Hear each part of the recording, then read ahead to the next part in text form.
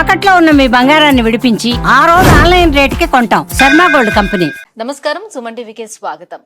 మార్చి నెల ద్వాదశ రాశుల వారికి ఏ రకంగా ఉండబోతుంది, గ్రహ స్థితిగతులు ఎలా ఉన్నాయి, ఎటువంటి ఫలితాలను ఇస్తున్నాయి, ఎటువంటి పరిహారాలను వీళ్ళు పాటించుకోవాలి, ఈ అంశాలన్నీ తెలియజేసేందుకు మనతో పాటు ఉన్నారు ప్రముఖ జ్యోతిష్య రత్న, జ్యోతిష్య చక్ర వైభవ నిపుణ డాక్టర్ రాళ్లపల్లి రవికుమార్ గారు.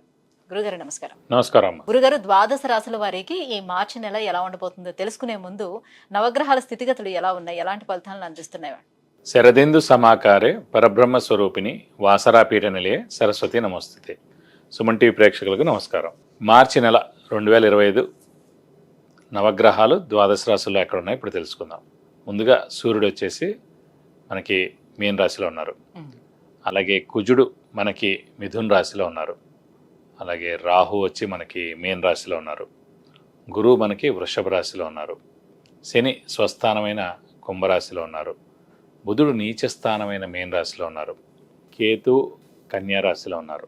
శుక్రుడు మటుకు మీన రాశిలో ఉచ్చస్థానంలో ఉన్నాడు. కాబట్టి ఒకటి స్వస్థానం శని, శుక్రుడేమో మనకి ఉచ్చస్థానంలో ఉన్నాడు మీనంలో.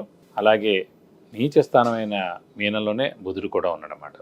ఇవి నవగ్రహాలు ద్వాదశ రాశుల్లో మార్చి నెల అంతా ఈ స్థానాల్లో ఉంటాయి.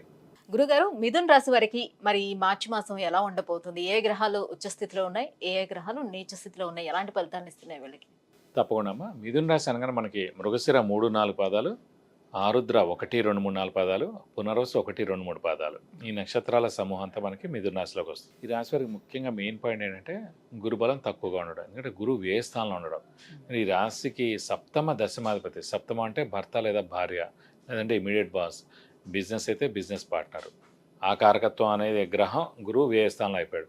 అలాగే దశమాధిపతి అంటే ఉద్యోగ స్థానాధిపతి. సో అలాంటి స్థానాధిపతి కూడా వ్యయంలో ఉండిపోయాడు. ఎందుకంటే మామూలుగానే గురువు దైవబలం దైవానుగ్రహాన్ని కారకుడు. అలాంటి గురువు కూడా వ్యయంలో ఉన్నాడు.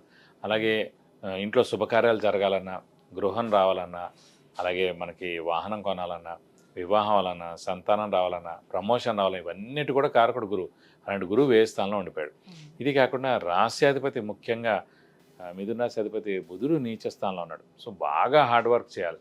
అంటే ఇప్పుడు 70% చేస్తుంటే కూడా సరిపోదు. 100 కాదు, 200% హార్డ్ వర్క్ చేస్తే మనకి పనులు అవుతాయి. అంటే ఈ ఒక్క నెల కోసం, ఎందుకంటే బుధుడు ఈ ఒక్క నెల నీచలో ఉన్నాడు కాబట్టి. ఇది కాకుండా శని మటుకు భాగ్యస్థానంలో బాగానే ఉన్నాడు. ఎందుకంటే స్వస్థానం అయ్యాడు కాబట్టి, మిత్రుడు కూడా అయ్యాడు కాబట్టి శని బుధుడు పర్వాలేదు శని. కానీ ఇవన్నీ ఇన్ని ప్రాబ్లమ్స్లో ఉన్నా కూడా ఒక మెయిన్ గ్రహం అంటే మనకి ఎప్పుడు కూడా హార్డ్ వర్క్, దైవబలం, అదృష్టాన్ని 3 చూస్తాం. హార్డ్ వర్క్ అనేప్పటికీ రాశ్యాధిపతి అక్కడ ఉన్నాడు, నీచిలో ఉన్నాడు. సో హార్డ్ వర్క్ ఎంత చేసినా వేస్ట్ ఈ మంత్ అంతా. స్మార్ట్ వర్క్ చేసినా కూడా కష్టమే. అంటే ఎవరు గుర్తించకపోవచ్చు, పనులు జరగకపోవచ్చు. సో అలాగే దైవబలం అనగానే గురువు గ్రహం ఎక్కడ ఉన్నాడు, వ్యయ స్థానంలో ఉన్నాడు, అది తక్కువగా ఉంది.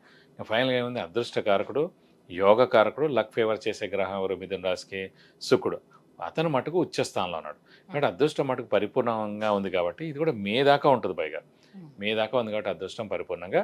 ఈ గురుబలం లేకపోయినా, ఈ రాశ్యాధిపతి నీచలో ఉన్నా, శని కొంచెం ఎక్కువ బలం లేకపోయినా కూడా, రాహుకేతుల బలాలు తక్కువ ఉన్నా కూడా ఒక్క అదృష్టకారకుడు ఉచ్చలో మే దాకా ఉంటాడు కాబట్టి అన్ని పనులు జరుగుతాయి. అనుకుండా డబ్బులు కలిసి వస్తాయి.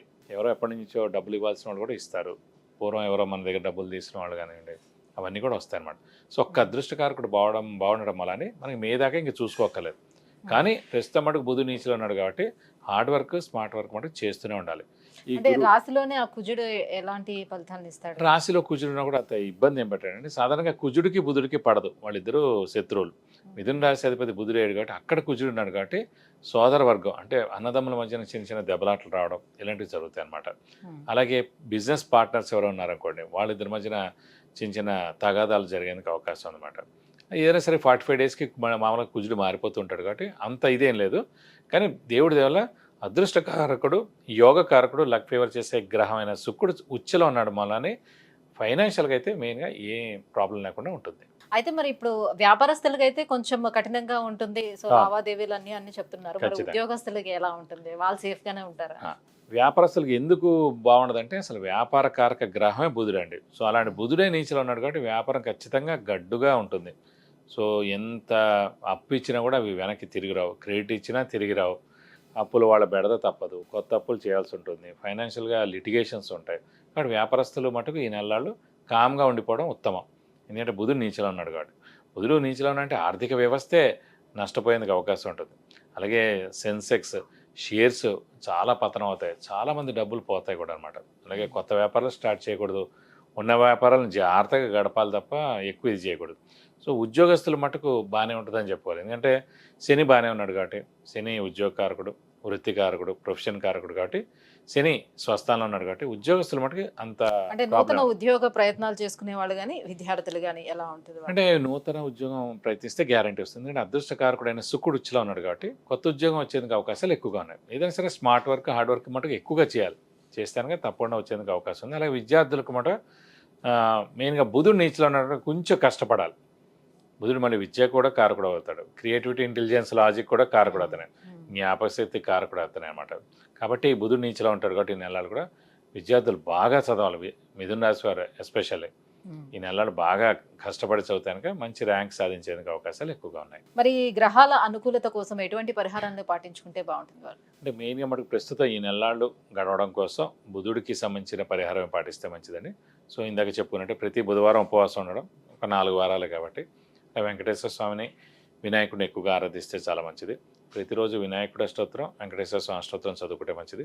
అలాగే ప్రతి బుధవారం వినాయకుడి టెంపుల్, వెంకటేశ్వర స్వామి టెంపుల్కి వెళ్ళి ఈ 4 వారాలు 41 ప్రదక్షిణాలు చేస్తే చాలా మంచిది. ఇంకా చాలా ప్రాబ్లంగా ఉంది, తీవ్రంగా ఉంది ఈ బుధుడు అంటే మాట ఖచ్చితంగా బుధుడికి 17,000 సార్లు జపం చేయించి కేజీంపావు పెసరపప్పు దానం ఇవ్వడం, అలాగే ఒక గ్రీన్ లుంగి దానం ఇవ్వడం, అలాగే 1000 రూపాయల వర్త్ గోల్డ్ ఐటమ్ దానం ఇస్తానుక దోషం మొత్తం తొలగిపోయి మీకు అన్ని విధాలు మంచి చేకూరుతుంది.